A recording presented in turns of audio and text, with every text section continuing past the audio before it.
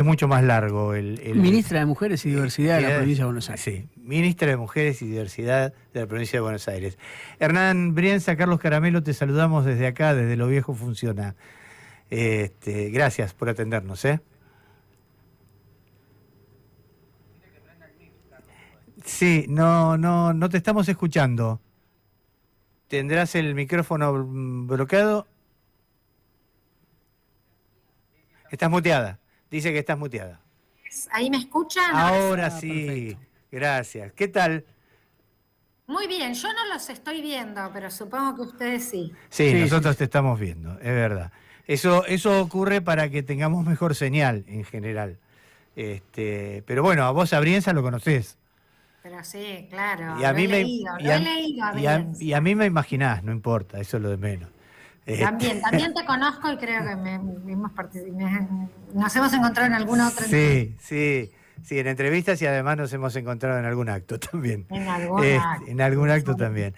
Estela, queríamos charlar con vos porque la verdad que has tenido en estos días algunas ideas, algunas opiniones respecto a la construcción del odio a través del discurso del odio, de cómo esto está afectando en esta locura de femicidios que estamos viviendo en los últimos 10 días, ¿no? Y cómo eso de alguna manera está ligado a un sistema de construcción de odio que viene imperando desde hace un tiempito a esta parte, ¿no? Sí, con mucha preocupación vivimos eso, porque uno a veces dice las palabras, los discursos, no son solo discursos. No, claro. Los discursos crean actos también. Así es. A veces de manera más directa, otras veces más indirecta, pero también habilitan un clima de época que naturaliza, que alienta determinadas prácticas, que habilita prácticas de violencia de manera, en muchísimos casos, explícita. Así es. Porque la verdad que estas derechas devenidas en extremas derechas, que además se expresan, que están en las redes, que son parte además de un movimiento que es global, que no es solo de la Argentina, y que tiene además una persona que es el presidente de la nación, nada más y nada menos, que también comulga con este modo de tratamiento de estas temáticas, del insulto, de aniquilar a quien piense distinto, pero además de negar problemáticas sociales como la violencia de género, como el femicidio, y trabajar en el sentido de alentar la violencia y desalentar a quienes sufren la violencia a denunciar, a pedir ayuda, porque tiene como ese doble efecto. Así es. Y agravado porque al tener responsabilidad estatal hay un vaciamiento además de la política pública. Sí, además convengamos nada. Es casi lo que voy a decir es una perogrullada, pero está más que claro que el discurso, la oralidad no es solamente, el discurso no es solo oralidad, que el discurso es acción de distintas maneras. Digo, los silencios también son discurso, ¿no? Callar frente a determinados hechos, no criticarlos, no de alguna forma, no digamos, no accionar, no solamente discursivamente, sino en términos de gobierno contra eso, también es una forma de discurso. Sí, no, al revés. Yo creo que ellos efectivamente alientan de manera activa la violencia de género y para esto hay expresiones. Plantear que el centro se pone en las falsas denuncias, promoviendo, lo hemos visto al ministro de Justicia, yendo a la Cámara, promoviendo proyectos de ley que incluso en el Senado tienen hasta media sanción, alerta, cuando estudios que ha hecho ONU Mujeres han demostrado, están haciendo uno de Argentina, pero de Uruguay, que ni el 1% llega a ser falsa denuncia, claro. Pero además poniendo el centro, porque digo, la falsa denuncia, el falso testimonio está condenado, está tipificado en nuestro código, tiene condena, entonces, ¿por qué solo poner el foco cuando esto ocurre en abuso o en violencia de género? Claramente es una actitud de desalentar, decir que el femicidio no existe y que quieren eliminar la figura de femicidio, que las mujeres lo que buscan no es igualdad, sino que lo que quieren es privilegio. Pero a eso agregarle expresiones como la que acaba de hacer estos días la ministra de Seguridad. La ministra de Seguridad, te iba a decir, sí, claro. La ministra de Seguridad diciendo que el empoderamiento de las mujeres es una pasada de tuerca y que después eso tiene consecuencias. Además, decir esto, responsabilizar a las víctimas, a quienes pueden ser víctimas del hecho de la violencia. Pero además, cuando esto ocurre, acaba de ocurrir el femicidio que la URCA llevó adelante, un activista libertario antiderechos que tenía una página de Varones Unidos, que cometió semejante atrocidad de femicidio a su expareja, a la madre, a un remisero que lo llevó. Cuando pasa esto, ¿hasta qué punto, digamos, corren todo el tiempo el arco en una situación que se llevan por delante? Totalmente. Todos los derechos? Sí, dos cosas además. Digo, el ministro de Justicia tiene algún antecedente, convengamos. Se le cayó un antecedente de una muerte dudosa. Claro, se le cayó una novia, secretaria, amante, que se dio de una ventana. Mira, y además que ella señaló, sí, claro, dijo, guarda que si yo no vivo, ¿qué pasa con esto? No va a ser un suicidio. Exactamente. Ella avisó eso. Ella avisó, sí, señora. Y el otro quedó como muerte dudoso, pero una sola cosa más quiero decir con esto. Nosotros por primera vez en Argentina, en 30 años, no tenemos un organismo nacional que atienda la violencia de género. ¿La Corte tampoco? La Corte sí. Sí, la Corte sí, pero claro. Pero no el Poder Ejecutivo. Pero no el Ejecutivo. No el Ejecutivo, en 30 años, porque ya uno dice el ministerio, ya no es la discusión, algunos te dirán que sea ministerio, que no sea ministerio. Organismo que atienda la violencia de género, 30 años en la Argentina, que además no es que ellos puedan hacer lo que quieran. Acá hay leyes, convenciones, una constitución que jura el presidente de la Nación y que sus ministros juran también cuando juran, que están incumpliendo. Ellos no están cumpliendo con los compromisos que el Estado Nacional tiene que llevar adelante, abandonan a las personas que sufren violencia de género. Por un lado las abandonan vaciando la política pública y por el otro lado alientan la violencia de género con ese discurso ideologizado, antiderechos, antimujeres, ¿no? Sí, la verdad, absolutamente. que son antigénero. Bueno, Estela, te quiero hacer una pregunta, perdón. Sí, no, está bien. Te quiero hacer una pregunta respecto de ese... las encuestas dicen que entre los votantes de Milei hay un alto porcentaje de varones y de jóvenes. Y la pregunta es, digo, ¿qué políticas nos damos para recuperar o para convencer o para pensar esos sectores que se sienten muy cómodos con esos discursos de otredad tan brutales como los que propone Milei, ¿no? Mira, yo en general lo que se señala es que tanto para Milei en la Argentina como en el mundo hay una división por género muy marcada respecto al rechazo o el apoyo a las derechas, muy sostenida, algo que antes había otras divisiones, ¿no? Por a veces de sector social, a veces lo etario tenía una diferencia, pero claramente en el mundo las mujeres están resistiendo a las derechas y a las extremas derechas y de hecho tienen un pensamiento absolutamente retrógrado para los derechos de las mujeres. Claro. Y las diversidades, por supuesto, ¿no? Son homofóbicos, transfóbicos. Pero hay algo ahí que a mí me parece que tenemos que pensarlo porque Milei ganó por el 54, 55% de los votos. Lo votaron de todas las edades y de todos los sectores sociales. Sí. Hay un fenómeno y sobre todo en el núcleo más duro que él tiene, de varones jóvenes, activistas, que es absolutamente minoritario, no es mayoritario, que hay una logia. A mí me parece que el enojo, ellos encontró la derecha en plantearles un enemigo a los varones, que son los feminismos y los derechos de las mujeres. Ellos han hecho algo inteligente ahí, que es construyeron una narrativa falsa, mentirosa, violenta, pero que aloja un desconcierto, un enojo. En lugar del planteo de la desigualdad, porque la verdad que a la juventud está mucho más afectada por la desocupación, mucho más afectada por la imposibilidad de autonomizarse de su familia, dónde ir a vivir, los más afectados por la falta de acceso a la vivienda. El trabajo es casi el 30% de la juventud, tiene desocupación o trabajo de extrema precariedad. La desigualdad y esa falsa meritocracia que la extrema derecha propone es la que a los jóvenes no les da oportunidad. Pero ellos han logrado una narrativa donde ponen en otro lugar la responsabilidad de la falta de perspectiva en la juventud. Entonces ahí en nuestro campo, digo, lo que está en nuestro campo es la responsabilidad de cómo dialogamos con esa juventud. Porque yo no tengo dudas que hay que proponerle que nuestra juventud es sobre todo solidaria, que se preocupa por lo que pasa con el otro y la otra, que tiene, nosotras lo vimos en la provincia de Buenos Aires con el gobernador Kicillof, cuando llevábamos el programa Conectar Igualdad o los viajes de egresados.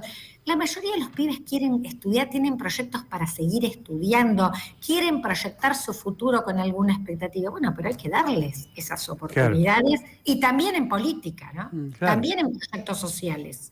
Ahora, hay un núcleo en las redes que es fatal, ¿no?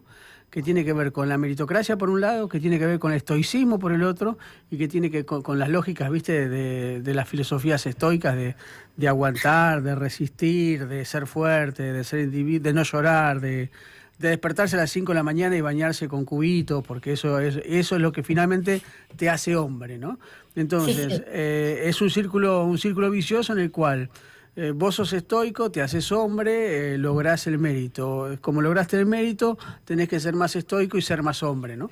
A esa filosofía me parece que hay que darle una contrafilosofía de alguna manera.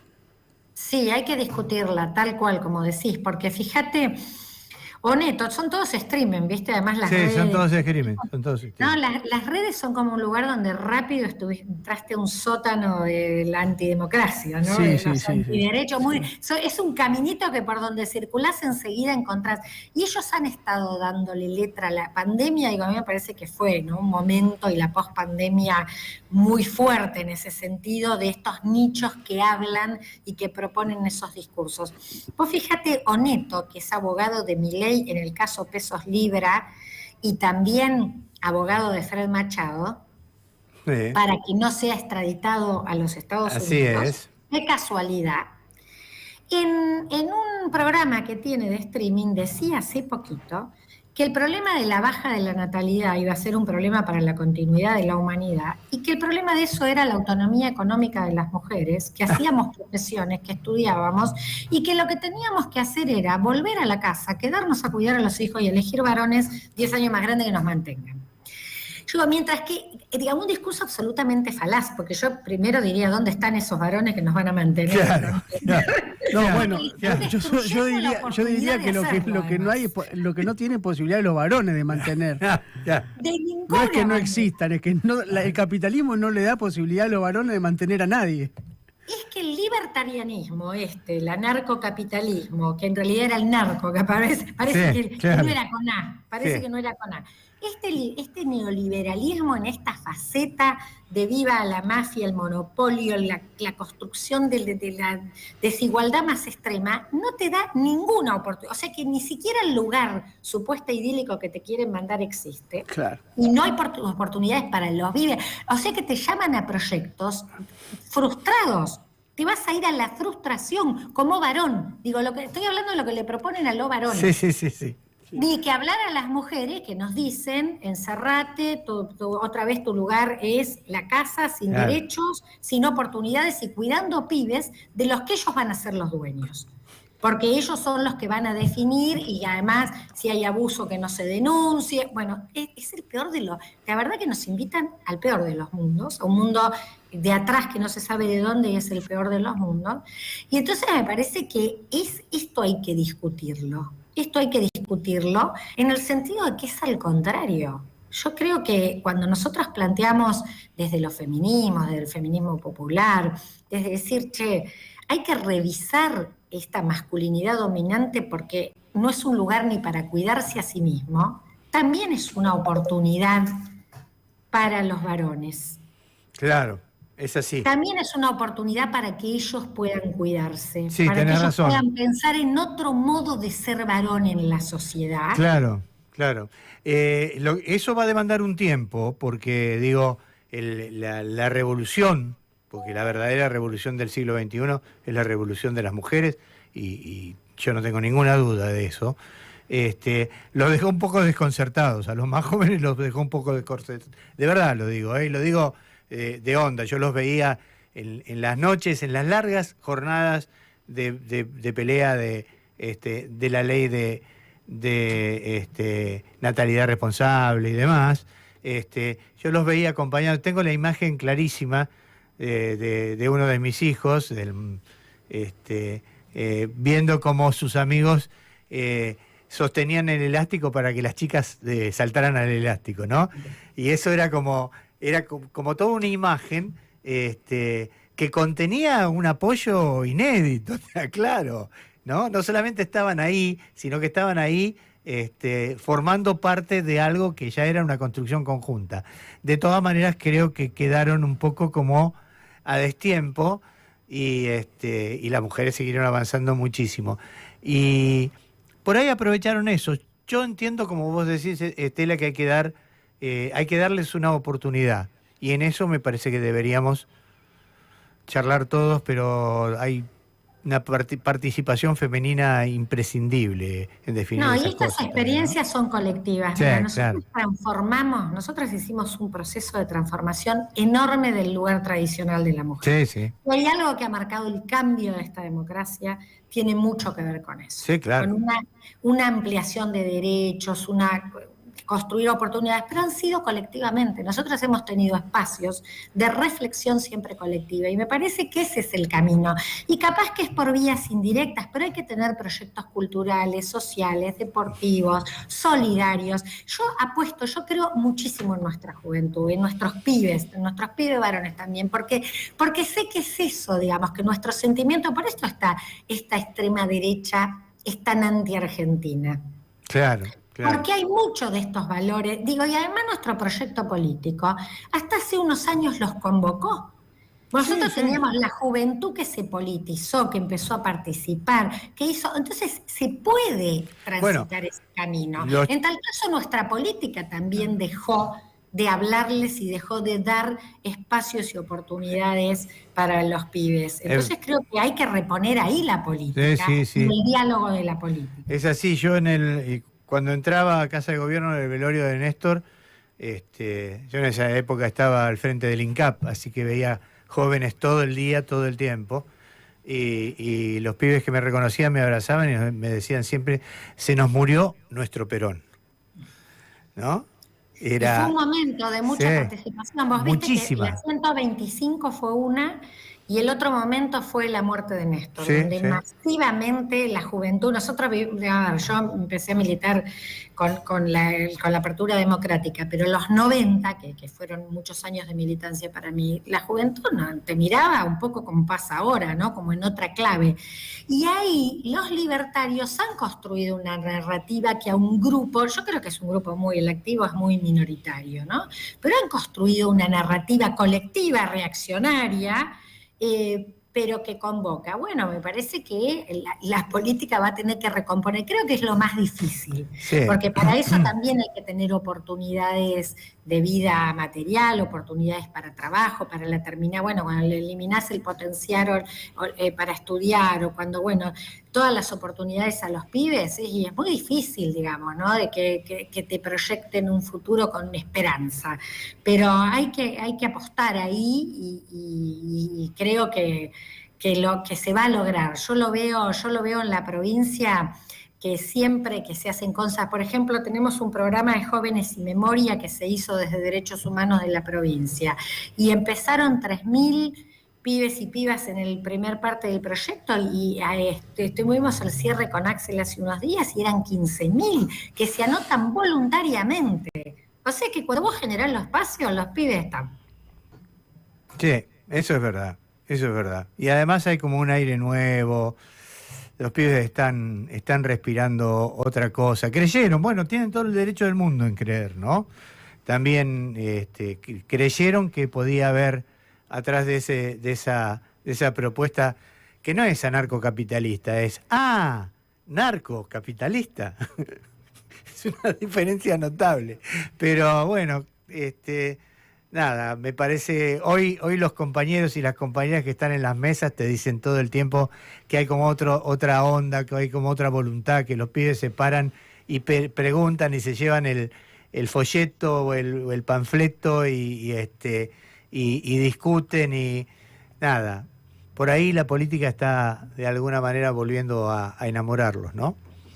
Sí, además yo creo que es un debate que viene después. Ahora nosotros tenemos el 26 de octubre, que es un momento crucial, ¿no? Y muy importante ir a votar, que no avancen los libertarios, la motosierra, la destrucción de los derechos con números parlamentarios es central. Por lo tanto, otra vez una fuerte señal de decirles por acá, no. Claro. Y no es lo que quiere la mayoría de la Argentina.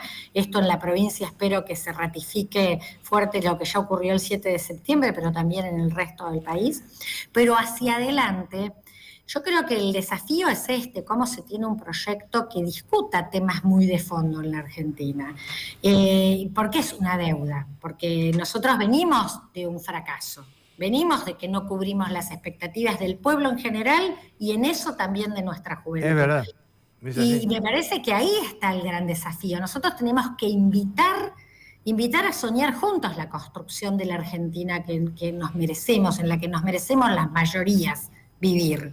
Y bueno, y ahí creo que hay que hacer un gran esfuerzo de generar ámbitos de participación, de escucha, de debate de ideas, de colocar que hay que reconstruir, porque hay que terminar también el tema de los ciclos cortos de inestabilidad política.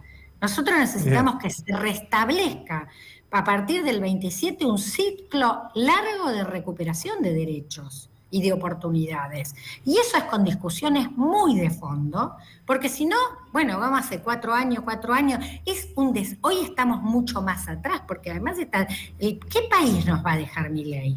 No, un desastre, olvídalo. Pero me parece que además de las discusiones vamos a tener que, a partir del 27, tomar acciones, porque además él tiene la absoluta decisión de no cumplir con las leyes que se dictan, que él rechaza o veta y que insiste el Congreso, entonces reglamenta diciendo que no tiene plata. Digo, es inédito, absolutamente. Estela, yo me quedé colgado, escuché bien en esto del tramo largo, ¿no? De políticas públicas, porque ese tramo largo significa tener un planteo en términos políticos hegemónicos a mediano plazo, por lo menos. Liderazgos largos. Liderazgos largos o cambios de liderazgos. Hay dos formas de tener plazos largos. O es un liderazgo largo o un partido único cuyos liderazgos cambien, digamos, ¿no? Digo, ¿cuál es la estrategia? Y no te estoy preguntando la estrategia estrictamente política, sino con qué poder, con qué estructuras, con qué fuerzas, con qué estrategias también se puede construir un periodo hegemónico del movimiento nacional y popular, con la debilidad que en este momento se encuentra también, porque también hay que partir de un momento de debilidad. Son solo 6 provincias, una fuerte división hacia el interior del propio peronismo, peronismo del AMBA, con un peronismo del AMBA que tiene poco que ver con un peronismo de Córdoba o de Salta, ¿cómo se reconstituye ese bloque hegemónico, como diría algún pensador italiano? Mira, a mí me parece que es la demanda del tiempo que viene y yo creo que obviamente en el peronismo la derrota que sufrimos fue una derrota muy, muy importante. Vos la señalabas, no solo porque perdimos la presidencia de la Nación y un personaje como Milei es nuestro presidente, algo que uno sigue mirando y dice no se puede creer, no, nos compadecen en el mundo cuando ven que esto ¿cómo les pasó esto? O se ríen. Una sociedad tan politizada como la Argentina. Entonces, también hay que leer en esa dimensión lo que significa que Milei sea el presidente en la Argentina.